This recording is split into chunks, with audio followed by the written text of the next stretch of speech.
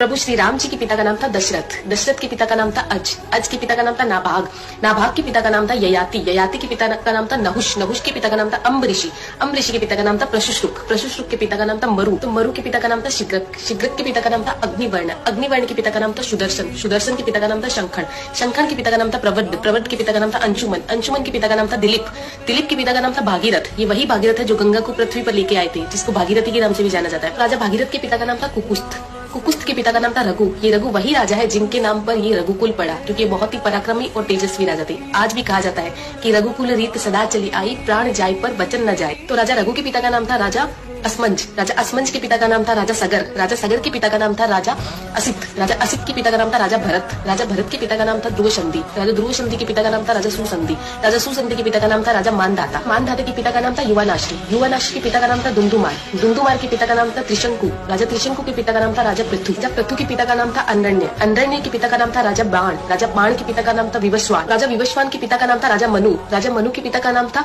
इक्ष्वाकु, इक्ष्वाकु के पिता का नाम था राजा कुक्षी, राजा कुक्षी के पिता का नाम था राजा विकुक्षी, राजा विकुक्षी के पिता का नाम था राजा कश्यप, राजा कश्यप के पिता का नाम था राजा मरीचि, राजा मरीचि के पिता का नाम था ब्रह्मा जी। तो इस हिसाब से हमारे प्रभु श्री राम जी ब्रह्मा जी की 39वीं पीढ़ी है, 39th। आने वाला इतिहास ये नहीं बोलना चाहिए कि सनातनियों को मुगलों का इतिहास तो पता था और खुद का इतिहास नहीं पता था। तो ज्यादा से ज्यादा इस वीडियो को शेयर कीजिए। जय श्री राम।